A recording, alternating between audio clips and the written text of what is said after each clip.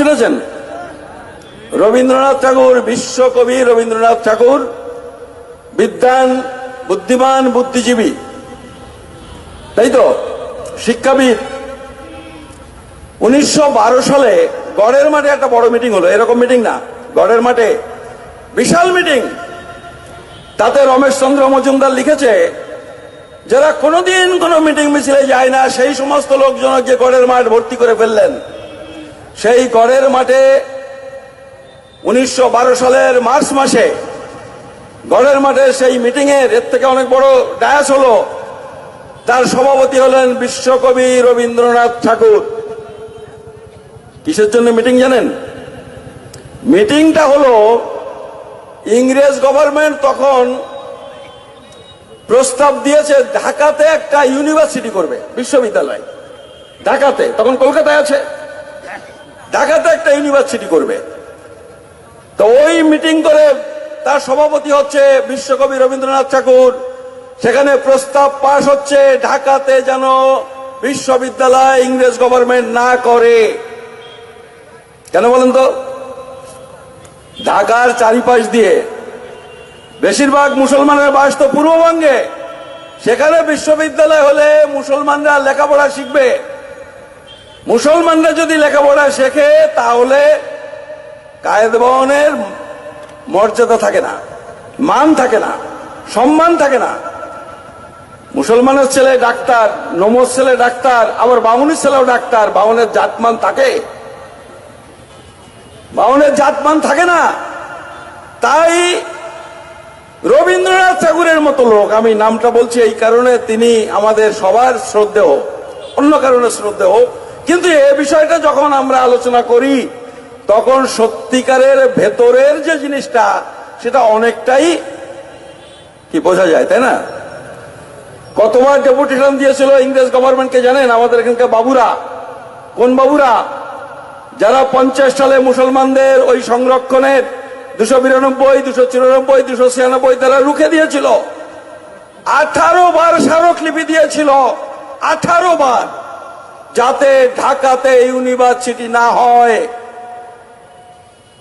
লোকগুলোকে না চিনে ভাবছি বুদ্ধদেব বাবুকে মুখ্যমন্ত্রী করে দিলাম, পাল্টায় ফেললাম মমতা বন্দ্যোপাধ্যায়কে যখন করলাম। তার আগে সিদ্ধার্থ শঙ্কর রায়, তার আগে বিধানচন্দ্র রায়, ওই সব যারা মুসলমানদের লেখাপড়া শেখার রাস্তা বন্ধ করবার জন্য, ইউনিভার্সিটি করার জন্য 17-18 বার ডেপুটেশন দেয়।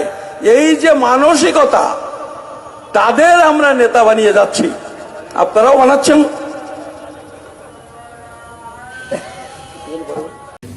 ঢাকা বিশ্ববিদ্যালয়ে রবীন্দ্রনাথ নিয়ে আমার একটা গবেষণা 1 বছর ধরে আমি করেছি। এটি বই আকারে বেরোবে আগামী বছর। সবকিছুই এটি সম্পূর্ণ হয়েছে এবং আমরা এখানে দেখতে পেয়েছি যে রবীন্দ্রনাথ এবং ঢাকা বিশ্ববিদ্যালয়ের সম্পর্ক কত সুন্দর, মধুময় ছিল। যে কথাগুলো বলা হয় এই কথাগুলো একান্তই সকল কল্পিত, মানে গাল গল্প, এবং এগুলোর কোনো ভিত্তি নেই। আমরা অনেক তথ্য পেয়েছি যে তথ্যের মধ্যে রবীন্দ্রনাথ এবং ঢাকা বিশ্ববিদ্যালয়ের বন্ধন অনেক সুদৃঢ় হয়েছিল। রবীন্দ্রনাথ অনেক লেখা লিখেছেন ঢাকা বিশ্ববিদ্যালয়ের বহু হলের জন্য। তখন 3টে হল, একটা হচ্ছে সলিমুল্লাহ হল, একটা জগন্নাথ হল, আর একটা হচ্ছে ঢাকা হল। সেই ঢাকা হল যেটাকে ডক্টর মোহাম্মদ শহীদুল্লাহ হল নাম দেওয়া হয়েছে।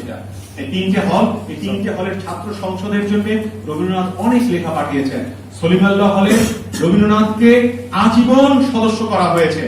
রবীন্দ্রনাথকে সলিমুল্লাহ মুসলিম হলে আজীবন সদস্য করা হয়েছে তার ছাত্র সংসদে।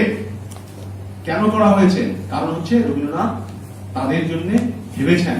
রবীন্দ্রনাথ যখন এসেছিলেন, সবচেয়ে ঢাকা বিশ্ববিদ্যালয়ের ছাত্রদের মধ্যে সবচেয়ে বড় এবং ভালো সংবর্ধনার আয়োজন করেছে সলিমুল্লাহ হল। এবং রবীন্দ্রনাথের লেখার মধ্যে আছে যে তখন তো পাখা ছিল, এই পাখার ওপরে, যেমন এই যে এখন পাখাগুলো থাকে, পাখার ওপরে ফুলের পাপড়ি দিয়ে রাখা হয়েছে, ফুলের পাপড়ি দিয়ে রাখা হয়েছে। রবীন্দ্রনাথ যখন এসেছেন তখন ফ্যানটা চালিয়ে দেওয়া হয়েছে, আর চালিয়ে দেওয়ার সাথে সাথে এইটা ঘুর ঘুর ঘুর ঘুর করে চারিদিকে ফুলের পাপড়ি ছড়িয়ে যাচ্ছে। এই যে আবিষ্কার, এইরকম করে নতুন নতুন চিন্তা করে এইগুলো তারা করেছেন। ফলে ডক্টর মোহাম্মদ শহীদুল্লাহ গেছেন শান্তিনিকেতনে, জিজ্ঞাসা করেছেন বাংলা বিভাগ কেমন চলছে। জসিমউদ্দিনকে জসিমউদ্দিন ঢাকা বিশ্ববিদ্যালয়ে বাংলা বিভাগে শিক্ষক হয়েছেন, সেই তার পার্সোনাল ফাইল আমি দেখেছি, সেখানে রবীন্দ্রনাথের রিকমেন্ডেশন করা আছে। রবীন্দ্রনাথ রিকমেন্ডেশন করেছেন যাতে জসিমউদ্দিনের চাকরি ঢাকা বিশ্ববিদ্যালয়ে হয়। রবীন্দ্রনাথের প্রাইভেট সেক্রেটারি চারুচন্দ্র বন্দ্যোপাধ্যায়, তাকে রবীন্দ্রনাথ পাঠিয়েছেন বাংলা বিভাগের শিক্ষক হিসেবে যোগদান করো, বাংলা বিভাগটা ঢাকা বিশ্ববিদ্যালয়কে গড়ে তোলো। নরেশচন্দ্র সেনগুপ্ত ল ডিপার্টমেন্টের তিনি প্রতিষ্ঠাতা সভাপতি ছিলেন, তাকে রবীন্দ্রনাথ বলেছেন দাঁড় করাতে হবে। অনেক অনেক তথ্য পাওয়া গেছে, ফলে এইগুলো টিকবে না। আশা করি রবীন্দ্রনাথ বাংলাদেশ ঢাকা বিশ্ববিদ্যালয় এক এবং অভিন্ন, এটি ছিল এবং থাকবে। বাঙালির রবীন্দ্রনাথ না, বাঙালির রবীন্দ্রনাথ হচ্ছে বাঙালির মাটি যেরকম সর্বংসহা, বাঙালির রবীন্দ্রনাথ তেমনি সর্বংসহা। রবীন্দ্রনাথ মাটিকে যেমন করে কাটছি, নিজে ঘর বানাচ্ছি, আবার এই মাটি আমাদের খাদ্য দেয়, এই মাটি আমাদের বসত দেয়, এই মাটি আমাদের সব দেয়। রবীন্দ্রনাথকে আমরা এরকম কাটতে কাটতে সব কাজ করেছি, আবার এই রবীন্দ্রনাথই আমাদের চেতনা দেন, এই রবীন্দ্রনাথই আমাদের উঠতে বলেন, এই রবীন্দ্রনাথ আমাদের পথ দেখান, এই রবীন্দ্রনাথই বলেন তুমি এগিয়ে যাও, বাঙালিকে এগিয়ে যেতেই হবে। ধন্যবাদ সবাইকে।